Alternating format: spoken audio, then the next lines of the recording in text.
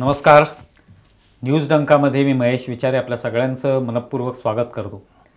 मित्रांनो, हिंदवी स्वराज अभियान ही जी चळवळ आम्ही सुरू केलेली आहे न्यूज डंकाच्या सहाय्याने, याच्यातलं एक पहिलं पुष्प आपण पाहिलं.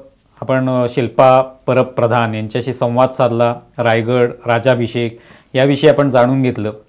आज आणखी एक महत्त्वाचा विषय जो आहे त्याविषयी आपण बोलणार आहोत. 30 जून ही जी तारीख आहे त्या आपल्यासाठी खूप महत्त्वाची मोलाची अशी तारीख आहे. जिजाऊ माँसाहेब यांची पुण्यतिथी म्हणून 30 जून हा दिवस जो आहे तो ओळखला जातो.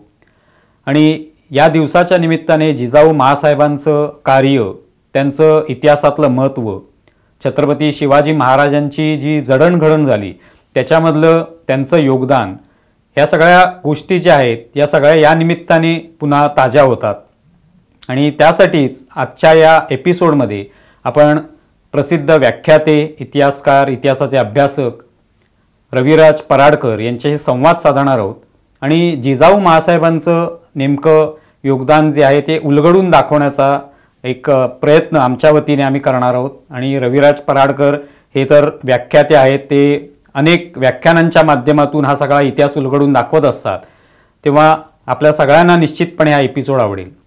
सर्वप्रथम मी रविराज पराडकर यांचं स्वागत करतो. पराडकरजी, खूप खूप स्वागत आहे न्यूज डंकामध्ये. तर 30 जून हा दिवस ज्येष्ठ वद्य नवमी, तर 30 जूनपेक्षा ज्येष्ठ वद्य नवमी, ज्येष्ठ वद्य नवमी, जिजाऊ माँसाहेबांची पुण्यतिथी, त्यानिमित्ताने आपण स्मरण करतोय. खरं तर आम्ही एक सर्वसामान्य जे वाचक आहोत किंवा इतिहास जो काय आम्ही शिकलो शालेय जीवनामध्ये म्हणा किंवा कॉलेजच्या जीवनामध्ये किंवा इतर वाचून पाहून चित्रपटांच्या माध्यमातून, त्याच्यामधून अगदी त्रोटक घटना ज्या आहेत त्या आमच्या समोर येत असतात. त्यामुळे त्याच इतिहासापुरता आणि तेवढा पुरेसा आहे आम्हाला, असं आम्हाला वाटायला लागतं. पण खरं तर ज्या वेळेला आता या माध्यमातून आम्ही बोलतोय तेव्हा कळायला लागतं की अनेक अशा घटना आहेत त्याच्यामधल्या की ज्या खूपच कधी आपल्या समोर आल्या नाहीत आणि त्या खऱ्या अर्थाने त्या इतिहासाला खूप मोठं करत असतात, भव्यता त्याला देत असतात. तर त्यामुळे जिजाऊ माँसाहेब हे आम्हाला माहिती आहे की शिवाजी महाराजांना त्यांनी महाभारत ऐकवलं किंवा रामायणातल्या कथा ऐकवल्या, त्यातून त्यांची जडणघडण केली किंवा स्वराज्य निर्मितीमध्ये कशा पद्धतीने स्वराज्य निर्माण करायचे यासाठी त्यांनी मार्गदर्शन केलं. इथपर्यंतच आम्हाला हे साधारण एक उथळ जे काही वरवरचं आहे तेवढंच माहिती. पण खऱ्या अर्थाने प्रेरणा म्हणायची झाली तर तुम्ही कशा पद्धतीने पाहता जिजाऊ माँसाहेबांकडे? आज ज्येष्ठ वद्य नवमी आहे. शिवराजाभिषेकाची तिथी आहे ज्येष्ठ शुद्ध त्रयोदशी. त्या दिवसापासून 12व्या दिवशी ज्येष्ठ वद्य नवमीला शके 1596 पाचाडच्या वाड्यामध्ये रात्री आऊसाहेबांनी इहलोकीची यात्रा संपवली. त्याचा हा पुण्यस्मरण दिन 351वा पुण्यस्मरण दिन. जिजाऊ साहेबांना आपण हिंदवी स्वराज्याची प्रेरणा का म्हणतो? कारण तुम्ही आत्ता मगाशी मला म्हणालात की रामायण महाभारताच्या कथा आऊसाहेबांनी शिवबाला ऐकवल्या. तर हे आपल्या सगळ्याच घरांमध्ये चालतं. अगदी त्या काळात सुद्धा आणि आत्ताही गावोगावी जर तुम्ही बघितलं तर नातवंडांना आजी काय किंवा मुलांना आई काय हे वेगवेगळ्या पुराणातल्या कथा सांगतच असते. कारण हे आपले संस्कार आहेत. जिजाऊ साहेबांनी ते दिलेच. पण जिजाऊ साहेबांनी दिलेल्या संस्कारापेक्षा आपल्याला काय घडवायचंय आणि काय करायचंय हे आधी त्या आईला कळलेलं होतं. शहाजीराजांच्या स्वप्नातलं जे स्वतंत्र राज्य आहे, आपलं राज्य निर्माण होऊ शकतं अशी जी शक्यता त्यांच्या मनात जी होती, त्यांचं जे स्वप्न होतं, आपल्या पतीने पाहिलेलं स्वप्न की ज्याला असंख्य संकटांना सामोरं जायला लागलं होतं, त्याच्याबरोबर ती झुंजीमध्ये शहाजीराजांचे पत्नी म्हणून वावरताना त्या स्त्रीचं पातिव्रत्य, आपल्या पतीची जी काही घालमेल चाललेली आहे तिचे सगळे पडसाद तिच्या मनावर होत होते. आणि त्या सगळ्यानंतर ज्या वेळेला पुढे जाऊन पतीने आपल्यावर राज्य निर्माण करण्यासाठी म्हणून मुलाबरोबर आपली पुण्याला रवानगी केली, त्यावेळेला जो विश्वास आपल्याला दाखवलेला आहे आणि त्या विश्वासाला सार्थ करण्यासाठी आपल्याला प्रत्येक गोष्ट करायची आहे आणि ती शिवबाला समजून उमजून तो स्वतः करेपर्यंत आपल्याला त्याला सगळं दाखवायचंय, करायचंय, तयार करायचंय. ही जी आऊसाहेबांची भूमिका आहे किंवा स्वतःला हे राज्य निर्माण करायचं आहे त्याच्यासाठीची मानसिक तयारी आधी स्वतःची करायची आणि नंतर मुलाकडून करायची आहे. हे त्यांचं आगळेपण आणि वेगळेपण हे स्वराज्य निर्मितीचं प्रमुख कारण आहे. म्हणजे एक स्त्री म्हणून शक्तिरूप अशा स्वरूपात मी नेहमी आऊसाहेबांना बघतो की मुळात ती त्या कालखंडातली अशी स्त्री आहे जिने त्या काळातल्या सगळ्या स्त्रियांवर होणारे अत्याचार, त्या सगळ्या स्त्रियांची भयानक अवस्था, समाजातल्या सगळ्या महाबलाढ्य अशा आणि पराक्रमाने शूरवीर असलेल्या अशा मराठी सरदारांची अवस्था, समाजावरती इस्लामी सत्ताधीशांचा जो काही म्हणून अन्याय, अत्याचार, गुलामगिरीची जी काही सगळी अवस्था होती बिकट, त्या अंधाराची सगळी आव्हानं, सामाजिक आव्हानं ही त्या स्त्रीला कळली होती. ती त्याच्यावर विचार करत होती आणि ही परिस्थिती बदलण्यासाठी आपल्याला पुढे सरसावलं पाहिजे हे मुळात आधी त्यांना वाटलं. ते त्यांच्या पतीकडून आणि मुलाकडून त्यांनी करून घेतलं. मला असं वाटतं जिजाऊ साहेबांचं ते वेगळेपण इतिहासात, तत्कालीन इतिहासात उठून दिसतं. तुम्ही म्हणालात जसं शहाजी महाराजांनी जे स्वप्न पाहिलं ते त्याची पूर्तता करणं हे त्यांनी एक स्वतःचं ध्येय मानलं असेल, पण काही वेदना सुद्धा त्यांच्या मनामध्ये असणार. जे तुम्ही म्हणालात की जे परिस्थिती होती आजूबाजूची ती कुठेतरी अत्यंत प्रतिकूल परिस्थिती आहे आणि सगळे मातब्बर सरदार असून सुद्धा ते अगदी अशा वेळेला गळून पडलेले आहेत, ते काहीच करू शकत नाहीये. मग अशी ही जी काही वेदना होती ती नेमकी काय होती, म्हणजे त्याचं जी पार्श्वभूमी आहे ती थोडीशी आम्हाला सांगा. मुळात जिजाऊ साहेबांचा जन्म हा एका मोठ्या सरदार घराण्यातला आहे. तत्कालीन निजामशाहीचे एक अत्यंत नामवंत आणि लौकिका असलेले असे मराठा सरदार लखुजीराव जाधव, सिंदखेड राजा म्हणजे आजचा बुलढाणा जिल्हा, त्याच्यामध्ये सिंदखेड राजा, त्याबाजूची सगळी जहागीर पण त्यांची होती. त्या निजामशाहीच्या मोठ्या सरदाराच्या घरी म्हणजे लखुजीराव जाधव आणि म्हाळसा राणी या दोघांची ती कन्या, 4 भावांच्या मागे आलेली कन्या. त्यामुळे घरात एका मोठ्या मराठा सरदाराच्या घरातलं त्यांचा जन्म आहे. बरं, पौष पौर्णिमेचा जन्म आहे, 12 जानेवारी 1598. गुरुपुष्याचा योग म्हणजे महाराष्ट्राचं भाग्य घडवणारी लक्ष्मी ही गुरुपुष्याच्या सुमुहूर्तावर जन्माला आलेली हे बऱ्याच लोकांना माहीत नसेल. जिजाऊ साहेबांचं 10-12 वर्षाचं जे बालपण आहे ते लखुजीराव जाधवांचा पराक्रम बघण्यात गेलाय, मराठी सरदारांचा पराक्रम बघण्यात गेलाय. पण ते बघत असताना त्यावेळेच्या मराठी सरदारांची सगळी अवस्थाही बघण्यात गेली. त्यांचं बालपणच तसं गेलंय. त्या लग्न करून ज्या वेळेला भोसले कुळात आल्या वेरूळला त्यावेळेला त्यांचं वय होतं जेमतेम 12 वर्षाचं. त्या एवढ्या कमी वयात ज्या वेळेला त्या भोसले कुळात आल्या, ते भोसले कुळ सुद्धा मराठी सरदारांचं आणि ते तत्कालीन निजामशाहीच्या मालोजीराजे भोसले या सरदारांचं आहे. शहाजीराजे भोसले हे त्यांचे पती. त्यामुळे निजामशाहीच्या मध्ये मराठी सरदारांची असलेली अवस्था, या निजामशाहीची, आदिलशाही आणि मुघल या सगळ्यांची परस्परांच्या सत्तांमध्ये असलेली भांडणं, या भांडणांसाठी सत्ता इस्लामी परंतु लढता आहेत मराठी, आपापले पराक्रम, या सगळ्यांचे पराक्रम हे स्वतःचं राज्य निर्माण करायला किंवा स्वतः आपण तख्त करावं असं वाटत नाही, याची एक त्यांच्या मनामध्ये कुठेतरी सल तो जो होता तो सतत होता. त्यांच्या अवतीभोवती या मराठ्यांचा पराक्रम घडत होता. त्या आव्हानं बघवते. सगळ्यात महत्त्वाचं आपल्याला लक्षात घेतलं की शहाजीराजे त्यांच्याच जवळपास वयाचे होते. शहाजीराजांचं सगळं घडणं आणि वाढणं, निजामशाही आणि नंतर पुढे जाऊन आदिलशाहीतलं, हे सगळं त्यांचं जे पराक्रमाचं जे सगळं जे त्यांनी जे सगळे त्यांच्यावर जबाबदारी पडली मालोजीराजे भोसले गेल्यानंतर, आणि सगळे त्यांचा जो वैभवाचा काळ आहे, पराक्रमाचा काळ आहे, कर्तृत्वाचा काळ आहे, हा सगळा जवळून पाहिलाय. आणि ज्यावेळेला पराक्रम पाहिलाय त्यावेळेला त्यांची जी सगळी कुतरवड आहे, घालमेल आहे, त्यांच्या मनातले विचार, त्यांचा पराक्रम कुठेतरी आपण राज्य निर्माण करू शकतो का असे विचार त्यांच्या मनात आलेले असणार. हे कागदपत्रात जरी नाही आले तरी आपण साधारण सगळ्या घटनांचा अभ्यास केल्यानंतर आपल्याला याचा तर्कापर्यंत आपण पोहोचू शकतो. निजामशाही संपताना शहाजी राजांनी तख्तावर बसून छोट्या मुर्तुजा बादशाला घेऊन, पहिला मराठा सरदार आहे की जो निजामशाहीच्या तख्तावर बसून तख्त चालवत होता, निजामशाही चालवता. आपल्या पतीचा हा पराक्रम त्यांनी जवळून बघितला आहे, त्याच्या मनातली इच्छा त्यांना माहिती आहे. आणि ते सगळं असताना आजूबाजूची परिस्थिती की जी मराठी सरदार आपसात भांडतायत, वतनासाठी भांडतायत, एकमेकांची शिरं फोडतायत, अशा सगळ्या बिकट अवस्थेमध्ये ही स्त्री काळाचं आव्हान, तुम्ही म्हणालात की दुःख, जिजाऊ साहेबांना या सगळ्याचं दुःख होत होतं. पराक्रमाचा, स्वतःच्या पतीच्या पराक्रमाचा अभिमान वाटत होता, त्याच्या मनातल्या इच्छांबद्दल त्यांना जाणीव होती, आणि सगळ्यात महत्वाचं म्हणजे त्यांचा खंबीर पाठिंबा होता.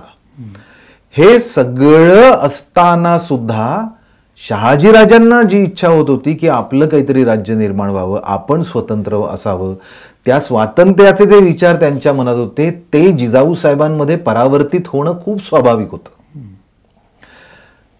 या सगळ्या परिस्थितीची आव्हानं ही आतमध्ये झिरपत गेली. आणि शहाजीराजे ज्या वेळेला पुढे जाऊन निजामशाहीचा अस्त झाला, त्यांना निजामशाही संपली 1636ला, आणि त्यावेळेला त्यांना खाली बंगळुरामध्ये मिर्जापूरला खाली आदिलशहाच्याकडे त्यांना जायला लागलं, आणि त्याच्यानंतर ते महाराष्ट्रात नाही आले. त्यामुळे त्यांची महाराष्ट्रातली जहागीर आहे ती जिजाऊ साहेबांवरती त्यांनी आणि शिवबावरती सोपवली, आणि ते आता पुढे करतील. ते करताना ते राज्य निर्माण करायचं हे कुठेतरी कानमंत्र दिलेला आहे. आणि त्यासाठीच आता हे मी का सांगतोय तुम्हाला, कारण एवढ्या छोट्या शिवबाला सुद्धा एक छोटं मंत्रिमंडळ त्यांनी पाठवलेलं, आणि निष्णात त्यांच्याकडचे पंडित आणि कारभारी आणि सेनापती वगैरे असे सगळे लोक त्यांनी जिजाऊ साहेबांबरोबर पाठवले. त्यामुळे आजूबाजूच्या परिस्थितीच्या वेदना या त्यांच्या हृदयात उमटत होत्या, पण त्याच्याबद्दल केवळ सहन करणं हा त्यांचा स्वभाव नव्हता. तर ही परिस्थिती बदलली जाऊ शकते, बदलायला हवी, आणि ती बदलण्यासाठी आपणच प्रयत्न करायला हवे.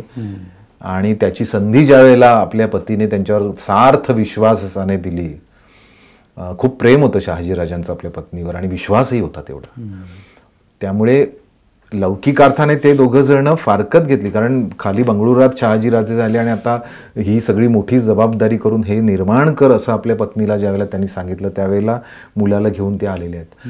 हा एवढा मोठा विश्वास त्यांनी सार्थकी लावलेला आणि त्याच्यानंतरचं पुढचं काम आहे. त्यामुळे नुसता सल, नुसती खंत, नुसता खेद हा स्त्रीच्या मनात नाही, तर ते सगळ्याच्या सगळं भावनाकुल असताना त्याच्यातून ते शक्तीमध्ये परिवर्तित करणं, तेच बलस्थान करणं आणि ते सगळंच्या सगळं पालटणं, समाजाची स्थितीच पालटणं, हिंदवी स्वराज्य निर्माण करणं, हे आऊसाहेबांचं सगळ्यात मोठं काम आहे.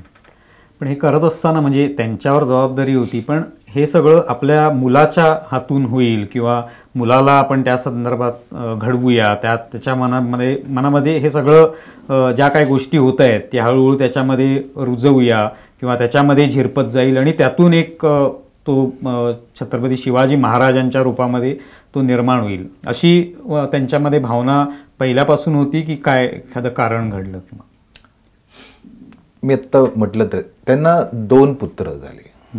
सगळ्यात मोठे त्यांचे पुत्र शहाजीराजां ते म्हणजे संभाजीराजे. आपल्याला माहीत असलेले छत्रपती संभाजीराजे हे शिवाजी महाराजांचे पुत्र, पण शिवाजी महाराजांचे वडील बंधू संभाजीराजे, या संभाजीराजांचा पराक्रम पण तितकाच मोठा आहे. ते अल्पायुषी ठरले कारण ते मोठे होऊन शहाजीराजांबरोबर ती युद्धांमध्ये जाऊ लागले. खाली दख्खनला कनकगिरीच्या वेढ्यामध्ये अफजल खानाने फसवून तोफेचा गोळा येईल अशा ठिकाणी त्यांना यायला लावलं आणि त्यांना मारलं. हे पुढे अफजल खानाच्या नंतर प्रकरणामध्ये वारंवार येतं याचा उल्लेख. पण हा ज्येष्ठ पुत्र सुद्धा आऊसाहेबांचा पराक्रम आहे. कारण शहाजीराजांचा किंवा भोसले कुळाचा जो पराक्रम आहे तो पुढे सगळ्या खानदानामध्ये आपल्याला आलेला दिसतोय. पण हा मुलगा अल्पायुषी ठरला. शिवाजी महाराजांच्या वेळेला ज्या वेळेला त्या गरोदर होत्या त्यावेळेला शहाजीराजांच्या मागे सगळं सैन्य लागलेलं, पाठलाग, बिकट परिस्थिती, कुठे स्त्रीला घेऊन पळणार. त्याच्यामुळे त्यांनी ज्या विश्वासाने शिवनेरी किल्ल्यावर ठेवलं त्या शिवनेरी किल्ल्याचे किल्लेदार विजयराव विश्वासराव, तर हे विजयराव जे आहेत हे किल्लेदार यांची मुलगी ही या संभाजीराजांची पत्नी आहे जयंतीबाई. त्यामुळे ते व्याही आहेत. त्यामुळे आपल्या व्याहाकडे सुरक्षित ठेवलेलं आहे शिवनेरीवर. रणधुमाळीच्या या कालखंडात शिवाजी महाराजांचा जन्म होतोय. त्या कालखंडात सुद्धा काही घटना घडलेल्या आहेत. आपल्याला माहिती आहे की लखुजीराव जाधव आणि त्यांचे पुत्र अशा 5 जणांची भर दरबारामध्ये, निजामशाहीच्या दरबारामध्ये केवळ बादशाहला संशय आला की मुघलांशी यांचं काही संधान आहे म्हणून कारस्थान रचलं गेलं आणि भर दरबारामध्ये मुजऱ्याला आलेले असताना त्यांची हत्या झाली. सगळ्या बाजूने सपासप तलवारी उचलल्या गेल्या आणि जाधवरावांचं कुटुंब मारलं गेलं. धाकटे पुत्र आणि गिरजाबाई त्यांच्या माळसा राणी हे सगळे पळाले दौलताबादमधनं म्हणून वाचले.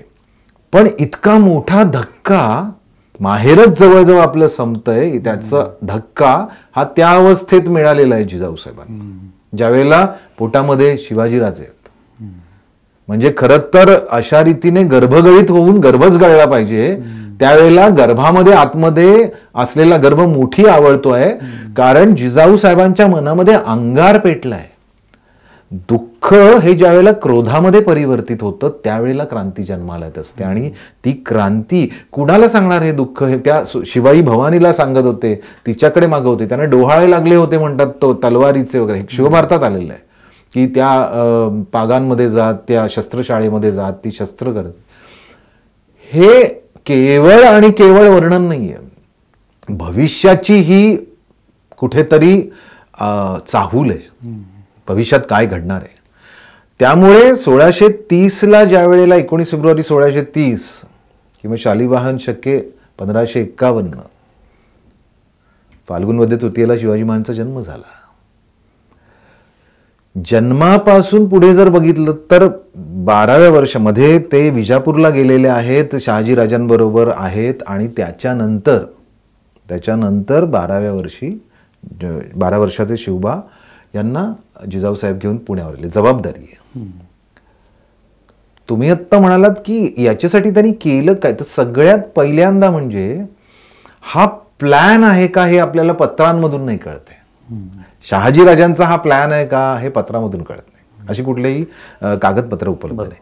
पण जर घटना बघितल्या तर असं वाटतं की निजामशाहीचा अस्त होतानाच्या ज्या गोष्टी झाल्या, 1636ला अस्त झाला निजामशाहीचा, त्याच्यानंतर खाली ज्या वेळेला शहाजीराजे गेलेले आहेत तिथे ते राजे म्हणून वावरतायत. बऱ्याच लोकांमध्ये त्यांचा दरबारी कवी आहे जयराम पिंडे, मोठा पंडित कवी आहे. त्या जयराम पिंडेचं राधा माधव विलास नावाचं चंपू काव्य आहे. त्या चंपू काव्यामध्ये शहाजीराजांचं जिजाऊसाहेबांवर किती प्रेम होतं तेही आलंय. शहाजीराजांची दिनचर्या आलेली आहे की भाट वगैरे त्यांना उठवत, ते जाऊन तुपामध्ये आपला चेहरा न्याहाळत, एखाद्या राजासारखं पूर्ण दिवस कीर्तन ऐकत, पूजा करत, नंतर दरबार असे त्यांचा भरत. म्हणजे खाली एक सरदार असताना सुद्धा एका स्वतंत्र राजासारखं त्यांचं वागणं होतं. हे दाखवतं की त्यांच्या मनामध्ये राज्याची स्वप्न आहेत, स्वतःच्या राज्याची स्वप्न आहेत. आणि ते राज्य आपल्या मुलाकडून करून घेण्यासाठी, आणि मुलातलं एक लक्षात घेतलं पाहिजे की शिवाजी महाराजांचं सगळं शिक्षण शहाजीराजांनी बंगळूरच्या वास्तव्यात केलेलं आहे. त्यांनी मोठ्या मोठ्या पंडितांकडनं केलेलं आहे. त्यावेळेला असलेलं धर्मशास्त्र, व्याकरणशास्त्र, गणित, भूगोल, खगोल, सगळ्या प्रकारचं युद्धशास्त्रापासून सगळ्याचं शिक्षण शिवाजी महाराजांचं झालेलं आहे. त्यामुळे आणि त्यांच्याबरोबर अत्यंत निष्णात अशी मंडळी देऊन जिजाऊ साहेबांनी दिले.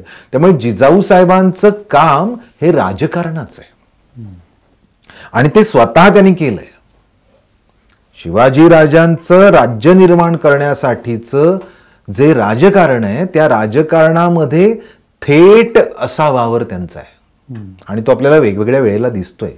जिजाऊ साहेबांची जवळजवळ एक 6-7 पत्र आपल्याला मिळालेली. नाहीत. त्यांचा एक वाटोळा स्वतःचा असा शिक्का होता, तो अस्पष्ट असल्या कारणाने त्याची शब्द वाचता येत नाही, पण फारसी मधला आहे तो. जीवा आवा वालिदा शिवाजी असं वगैरे ते असावं असं काहींचं म्हणणं आहे, पण अजूनपर्यंत त्याचं नीट वाचन झालेलं नाही. मग त्यामुळे आपल्याला माहिती, पण त्यांचा स्वतंत्र शिक्का होता आणि तो पत्रांवरती दिसतो. जिजाऊ साहेबांचे न्याय दिसत आहेत, गोत्सभेमध्ये त्या आहेत.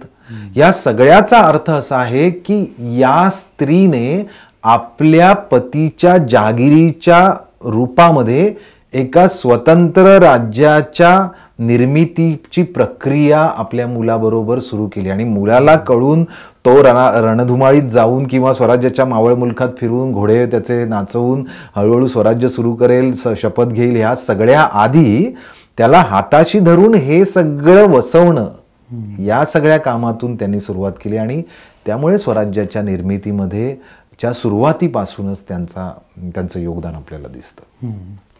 म्हणजे आता आपण पाहतो जेव्हा की इतिहासामधल्या स्त्रिया, तर त्यावेळेला जिजाऊ मासाहेब जे आहेत त्या अनेक प्रकारे अनेक जे पैलू पाहिले आपण, तर त्या खूप वेगळ्या दिसून येतात. तर तुम्हाला कोणते असे त्यांचे पैलू प्रामुख्याने दिसतात की त्या काळातल्या स्त्रियांच्या जर तुलना केली तर?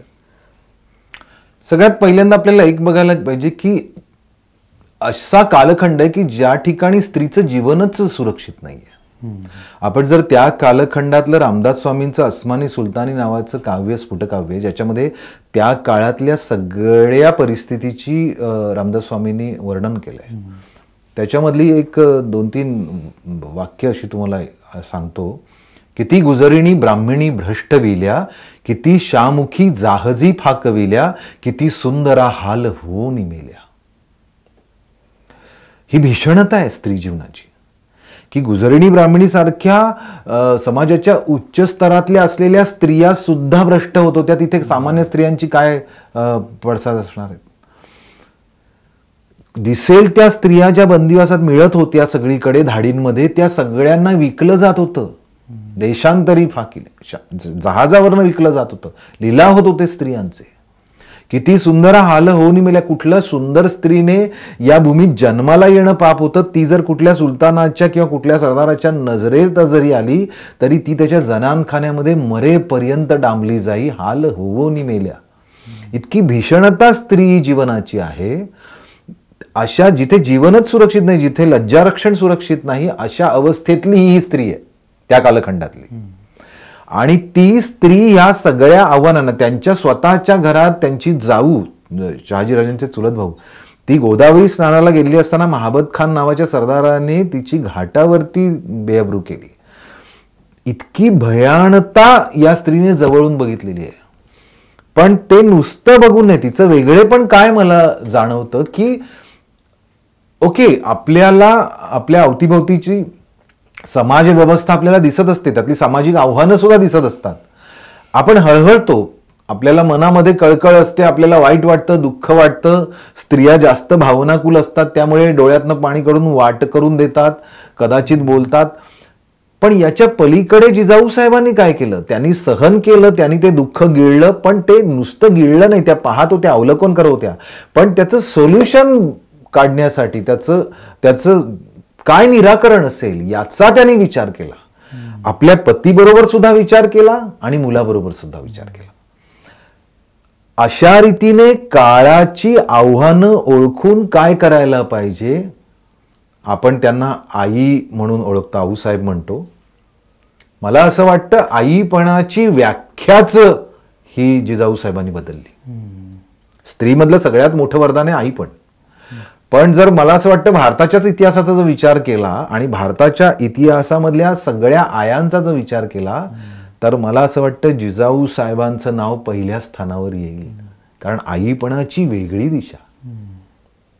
दिशा की मला काय करायचंय ते मी माझ्या मुलाकडनं करायला, म्हणजे आपण गर्भसंस्कार म्हणतो, पण गर्भामध्ये असल्यापासून आई काय विचार करते, ती ते मूल जन्माला घालते, त्याचं कोडकौतुक करते, त्याचं गोमटे पण करते, ते रांगायला लागतं, ते हळूहळू तिच्याशी बोलायला लागतं. या सगळ्या अवस्थेत तिच्या मनातले विचार ती त्याच्या मुलाच्या मनामध्ये कसे परावर्तित करते, ती आगच जी स्वतःच्या हृदयातली आहे ती त्या मुलाच्या मनामध्ये कशी टाकते आणि त्याच्यातून तिला जे घडवायचं आहे, ते जे टार्गेट आहे, ते जे लक्ष्य आहे, त्या लक्ष्यापर्यंत ती त्या मुलाला कसा पोचवते, या सगळ्याचा जर आपण जर उदाहरण घ्यायचं झालं तर मला असं वाटतं जिजाऊ साहेबांचं जीवनचरित्र आहे.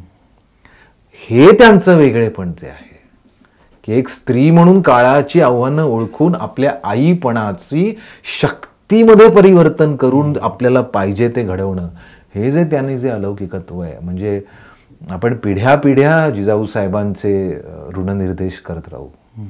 म्हणजे अशी अनेक उदाहरणं आहेत ज्यामध्ये छत्रपती शिवाजी महाराजांनी, म्हणजे त्यावेळेला ते छत्रपती झाले नव्हते, पण जे काही कारभार करायला त्यांनी सुरुवात केली त्यावेळेला अशा अन्यायकारक घटना जेव्हा घडत असत त्यावेळेला कठोर काय शासन करणं, हे अशी अनेक उदाहरणं त्यांच्या त्या इतिहासामध्ये पाहायला मिळतात. तर ते कुठेतरी त्यांच्यामधून आईच्या माध्यमातूनच आलेलं होतं किंवा त्यांची ती शिकवण आहे, ते पाहत पाहत ते कदाचित हा अन्यायाला असं सहन करता कामा नये आणि त्याला कठोर शासन व्हायला पाहिजे, जेणेकरून इतर कोणी ते करता कामा नये, ते धजावता कामा नये. तर असं याबद्दल तुम्ही काय सांगू? पहिलं पत्र आहे शिवाजी महाराजांचं आपल्याला मिळालेलं, 28 जानेवारी 1646चं पत्र आहे. म्हणजे शिवाजी महाराज जेमतेम 16 वर्ष पण नाही, जानेवारीचं पत्र आहे, 19 फेब्रुवारीचा जन्म आहे, म्हणजे 16 वर्ष पूर्ण पण नाही झाली.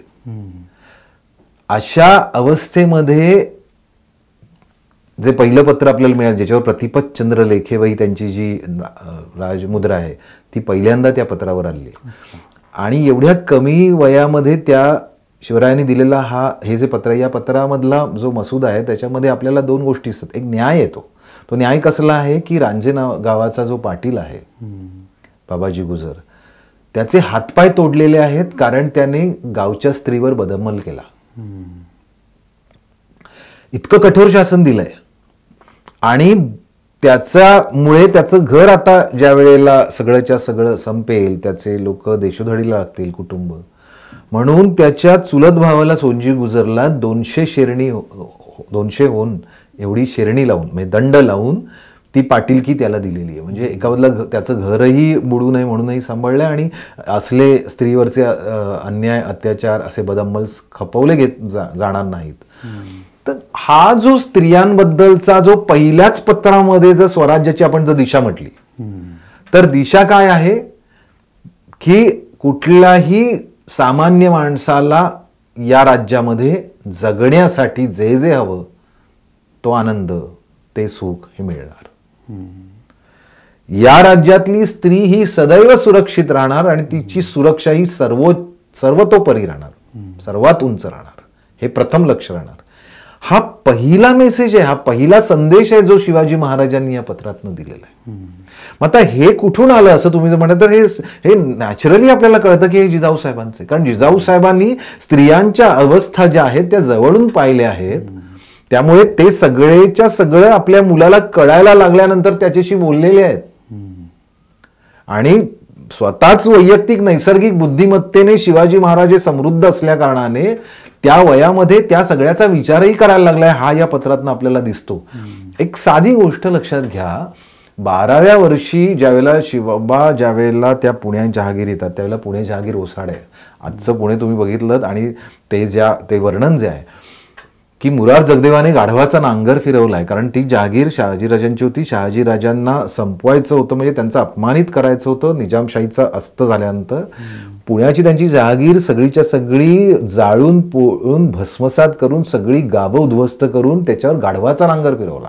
गाढवाचा नांगर फिरवला म्हणजे ती अपवित्र केली भूमी. आता अशा उजाड पुण्याला वसवायचंय, कारण जहागीर आहे म्हणजे त्याचं उत्पन्न पाहिजे, लोक पुन्हा आली पाहिजेत. तर त्यावेळेला छोटा शिवबा 12 वर्षाचा शिवबा नाही करत आहे, त्याची आई आणि दादोजी कोंडेव जे त्यांचे कारभारी आहेत, जे अत्यंत विश्वासाने शहाजीराजांनी त्यांना दिलेत. तर या दोघांनाही जिजाऊ साहेबांचे आज्ञा घेऊन दादोजी कोंडेवांनी ते सगळंच्या सगळं पुणे वसवलं. लोकांना सगळं आपापली घरांच्या इकडे बोलावलं. ते घरं सगळी त्यांना बांधायला काढका दिला. जमिनी ज्यांच्या ज्यांच्या होत्या त्यांना सगळ्यांना लागवडीखाली आणल्या. हे सगळंच्या सगळं शिवाजी महाराजांच्याकडे दिसत होतं. शिवाजी महाराजांचं जे शेतीविषयक धोरण आहे ते जिजाऊ साहेब आणि दादोजी कोंडदेवांनी केलेल्या प्रयत्नातनं जन्माला आलेलं आहे असं मला वाटतं. कारण आपल्याला ते त्यांचं शेतीविषयकचं धोरण की शेतकरी पहिला उभा राहायला पाहिजे. कृषी क्रांती त्यांनी केली. शेतकरी उभा राहण्यासाठी त्याला ज्याच्याकडे जमीन नाही त्याला जमीन देणं, ज्याच्याकडे जमीन आहे त्याला नांगर देणं, बैल देणं, बियाणं देणं, हे सगळंच्या सगळं बिनव्याजी कर्ज देणं आणि माणसांना उभं करणं. शेतकरी उभा राहिला, शेताचं उत्पन्न वाढलं, सगळ्या जमिनी लागवडीखाली आणल्या. हे सगळं जे आपल्याला त्यांच्या पत्रातनं त्यांनी केलेली जी शेती विषयक जी धोरणं आहेत आणि ती दिसतात, त्याचं कुठेतरी उगमस्थान हा पुण्याच्या वसवण्याशी आहे. ते जिजाऊ साहेबांनी केलेलं आहे आणि ते सगळं जवळून शिवाजीराजे पाहत होते 12 वर्षी. ती सगळी जहागीर घडताना बघ होती, त्यांच्या नावाने ते सगळे कारभार चालू होता. त्यामुळे एक 14व्या वर्षी ज्या वेळेला ते सगळ्या स्वराज्याच्या प्रतिष्ठापनेसाठी म्हणून जे कामाला घुसले, त्याच्या आधीची 2 वर्ष हे पुण्याचं घडणं वसणं आणि त्यातले दरबार लोकांचे कोल्हे लांडगे असे सगळी पशु माजले होते, त्यांच्यावरती त्यांनी जी बंदोबस्ताची योजना केली, लोकांना जमिनी लागवडीसाठी केल्या. पहिलं एक मंदिर त्यांनी बांधलं, पुण्याचं उद्ध्वस्त झालेलं गणपतीचं मंदिर जिजाऊ साहेबांनी बांधलं. श्री गणेशा तिथे केला. आज कसबा गणपती जो आपण पुण्याचं ग्रामदैवत म्हणतो तो जिजाऊ साहेबांनी बांधलेलं ते मंदिर आहे आणि तिथे स्वराज्याचा श्री गणेश झाला. सोन्याचा नांगर शिवाजी महाराजांच्या हाती फिरवून ही भूमी पवित्र केली, ही लक्ष्मी संपन्न झाली. याचं कारण लोकांमध्ये या दोन्ही गोष्टी जर तुम्ही बघितल्यात की सोन्याचा नांगर फिरवला काय किंवा गणपतीचं मंदिर बांधलं काय, लोकांमध्ये भय निर्माण झालंय. धर्म सुरक्षित नाहीये, देव सुरक्षित नाहीये, जमिनी सुरक्षित नाहीये, घर सुरक्षित नाहीये.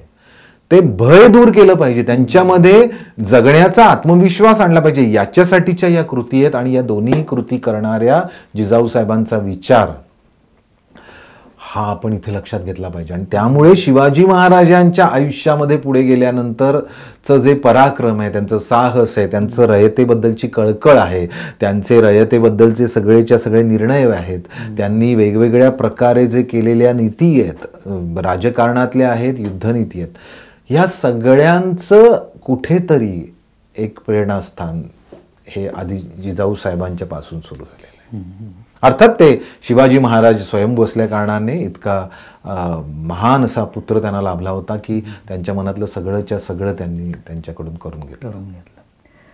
आता या निमित्ताने असं वाटतं की म्हणजे या दोघांमधला संवाद जो आहे तो काही कागदपत्रांमधनं आलेला आहे का? म्हणजे लहानपणी तर त्यांच्यासोबतच होते त्यामुळे त्यांची जडणघडण त्यावेळेला झालीच, पण जसजसे मोठे व्हायला लागले, ते बाहेर पडू लागले, त्यावेळेचा काही असा संवाद त्यांच्यात होतोय आणि त्याच्यात त्या मार्गदर्शन करतायत कशा पद्धतीने काही निर्णय घ्यायचे असतील तर? कागदपत्रांमध्ये कसं आहे की कागदपत्र म्हणजे आपण सगळ्यात पहिल्यांदा जिजाऊ साहेबांची पत्र आहेत, मी मगाशी म्हटलं तसं शिवाजी महाराजांची पत्र आहेत. आजवर 250 पत्र मिळालेली आहेत आणि ती आपल्याकडे प्रकाशितही झाली, त्याची पुस्तकही आहे. डॉक्टर अनुराधा कुलकर्णींनी शिवरायांची पत्रे 2 खंडामध्ये प्रसिद्ध केली आहेत. या पत्रांमध्ये बघितल्यानंतर तुम्हाला जिजाऊ साहेब आणि शिवाजी महाराजांचे संबंध लक्षात येतात. संवाद हा त्यांच्यामध्ये होत असणारच, पण संवाद होतो आहे म्हणजे मी रोज आपल्या कुशीमध्ये घेऊन आपल्या मुलाशी बोलते असं नाही झालेलं आहे. कारण ज्या वेळेला रणधुमाळी करायला शिवाजी महाराज बाहेर पडलेले आहेत त्यावेळेला या दोन्हीही मायलेकरांची भेट ही बऱ्याच वेळेला कैक महिन्यांनी घडलेली हे आपल्याला लगेच कळतं. कारण ते राजगडावर नाहीच आहेत किंवा ते लाल महालात नाहीच आहेत, हे आपल्याला वेळांवरनं कळतं कुठे आहेत त्यावरनं. आणि त्यावरून आपल्याला हेही कळतं की जिजाऊ साहेब आणि शिवाजी महाराज यांचं नातं हे मायलेकरांचं जरी असलं तरी ते 2 राजकारणी व्यक्तींचं सुद्धा आहे. राजकारण घरात आहे. जिजाऊ साहेबांचे स्वतःचे निर्णय आहेत, काही न्यायनिवाडे हे शिवाजी महाराजांनी दिलेत. दोघांचे संबंध बघितले तर हे किती निष्पक्षपाती आहेत की जिजाऊ शिवाजी महाराजांनी दिलेला न्याय एक अनामत केली, एकाची जे परंपरेने चालत आलेलं इनाम आहे ते अनामत केलं, शिवाजी राजांनी जप्त केलं, सरकारी करून टाकलं. जिजाऊ साहेबांनी त्यांचा हा निर्णय फिरवलेला आहे की त्यांनी अनामत केलेलं आहे ते नाही, पूर्वापार चाललं पाहिजे, त्याच्यासाठी गोथमुखांचा निर्णय घेऊन त्यांनी ते पूर्वापार चालवण्यासाठी शिवाजी महाराजांचा निर्णय बदलला आहे, इंडिपेंडंट आहे. हे जसं एक आपल्याला उदाहरण मिळतं तसंच दुसरं उदाहरण आहे की जिजाऊ साहेबांचा कागद आहे, जिजाऊ साहेबांना दिलेला निर्णय आहे. 1679चं पत्र आहे, महाराज 80ला गेले, 79चं शिवाजी महाराजांचं पत्र आहे, कोणे रुद्र नावाच्या अधिकाऱ्याला लिहिलेलं. त्याच्यात जिजाऊ साहेबांचा निर्णय हा शिवाजी महाराजांनी बदललेला आहे. त्याच्यात ते पत्र खरंच सगळ्यांनी वाचावं इतकं आहे, कारण त्याच्यामध्ये त्यांनी असं सांगितलं की मी लहानपणापासून या मुलखात आहे, या मुलखात कोण काय कसा वागतो कसा आहे हे सगळं मी साहेब ओळखताती असं त्याच्यात स्पष्ट आलेलं. म्हणजे मी ओळखून आहे सगळ्या माझ्या राज्यातल्या लोकांना, स्वतःहून काहीतरी वेगळं करायचं नाही. जिजाऊ साहेबांचा कागद वगैरे मला दाखवू नको, ते मी मान्य करणार नाही. जे सत्य आहे, खरं आहे आणि जे योग्य आहे तेच केलं पाहिजे असा निर्णय. आणि इतका निर्णय वेगळा, आपल्या आईच्या विरोधातला निर्णय देण्याइतपत. म्हणजे तुम्हाला लगेच कळतं की या दोघांचं नातं हे निष्पक्षपाती आहे. आणि संवादाचं बघितलं तर संवाद पण एक साधं एक उदाहरण देतो तुम्हाला की जिजाऊ साहेब राजगडावर बसले आहेत, सईबाई अंथरुणाला खेळलेले आहेत, अफजल खान स्वराज्यावर चालून आलेला आहे, राजगडावरून प्रतापगडावर महाराजांना जायला लागतंय, अंथरुणाला खिळलेली स्त्री, लहान मूल आपल्या आऊसाहेबांच्याकडे देऊन महाराज प्रयाण करतायत प्रतापगडावर. प्रतापगडावर जाताना आपला पोटचा गोळा त्या माणसाच्या हातात आपण जायला देणार आहोत, त्याच्या मिठीत जायला देणार आहोत, जो त्यांना मारण्याची शक्यता आहे, मृत्यूची शक्यता आहे. एक आई म्हणून त्यावेळेला जिजाऊ साहेबांच्या काळजाला काय झालं असेल पत्रांमध्ये नाही मिळत, पण माणूस म्हणून कल्पना करा. पण संवाद काय झाला असेल त्या दोघांमध्ये. त्यांना सोडून प्रतापगडावर जातात. नंतर सईबाईंचं निधन होतं अफजल खान येण्यापूर्वी. आपली पत्नी, लाडकी पत्नी गेली हे त्यांना प्रतापगडावर कळतं. या सगळ्या गोष्टीचे, कुटुंबातले सगळी दुःख, सगळी संकट, ही सगळी जिजाऊ साहेब हे सगळं सावरत असताना आपल्या मुलाला स्वराज्यावरती आलेलं संकट आहे त्याचं निराकरण करण्यासाठी स्वतःची नाळ तोडून पाठवतायत. हे जे आईचं वेगळेपण आहे, ते सामर्थ्य आहे. मी नेहमी जिजाऊ साहेबांमध्ये एक शक्ती बघतो, जगदंबेसारखी एक शक्ती बघतो, आणि ती त्यांची दिसते आपल्याला. ती एक खूप सामान्य साधी भावनाकुल स्त्री नाही आहे, अत्यंत बुद्धिमान आहे, अत्यंत बुद्धिमान. आणि बुद्धीचा वापर हा मनावरती जास्त अधिक प्रभाव टाकतो असं झालेलं आहे या घटनेत. पुढे जाऊन अफजल खानाच्या, आणि तो अफजल खान आहे ज्याने आपल्या मोठ्या मुलाला मारलंय, ज्याने आपल्या पतीच्या पायामध्ये बेडे अडकवले आहेत, हे माहीत असताना आऊसाहेब त्यांना पाठवत आहेत. पुढे जाऊन अफजल खानाचा कोथळा काढला, त्याला सूड बदला वगैरे असे सगळे शब्द वापरलेत. एवढ्या मोठ्या युद्धाचं शास्त्र, युद्ध लढायला चाललेल्या माणसाला, आपल्या मुलाला आपण कसं पाठवतो. त्यामुळे या दोघांचा संवाद हा झाला नाही. अजून एकच उदाहरण देतो की पन्हाळगडावरती महाराज अडकलेले आहेत, त्यावेळेला आऊसाहेब, शिवभारतात आलंय, आऊसाहेब रणरागिणीच्या वेशामध्ये, म्हणजे सैन्याच्या वेशामध्ये, सेनानायकाच्या वेशामध्ये त्या तलवार वगैरे, ढाल वगैरे लावून, अशा चिलखत वगैरे घालून तयार झाल्या की नेताजी बालकरांना वगैरे सांगवत्या की तुम्हाला जमणार नाही, तुम्ही सगळेजण, माझा मुलगा अडकून पडलाय, स्वराज्याचा राजा अडकून पडलाय, तुम्हाला काही जमत नाहीये, मी जाते आणि त्याला सोडवून आणते. हे त्या प्रत्यक्ष रणांगणात उतरल्या आहेत किंवा लढाया केल्या आहेत त्याचं एकही उदाहरण नाही. पण हा एक प्रसंग, शिवभारतातली ही एक नोंद असं दाखवते की त्यांचं काळीज किंवा त्यांचं पराक्रम किंवा त्यांचं मन, किंवा प्रत्यक्ष ज्यावेळेला त्या तलवार वगैरे घेत आहेत, याचा अर्थ त्या लढण्यासाठीच्या तयार अशाही व्यक्ती होत्या. त्यामुळे हा जो संवाद बघितला, त्यांचं मन बघितलं, तर त्या दोघांमधलं प्रेम, त्यांचे निर्णय प्रक्रिया बघितले तर त्या दोघांमध्ये किती निष्पक्षपातीपणा आहे. राजकारणामध्ये हे नातं ते आणत नाही आहेत, हे सगळं आपल्याला दिसतं. एक छोटासा ब्रेक घेऊया आणि पुन्हा आपण संवाद साधूया. आणखी काही प्रश्न आहेत पराडकर सरांकडून.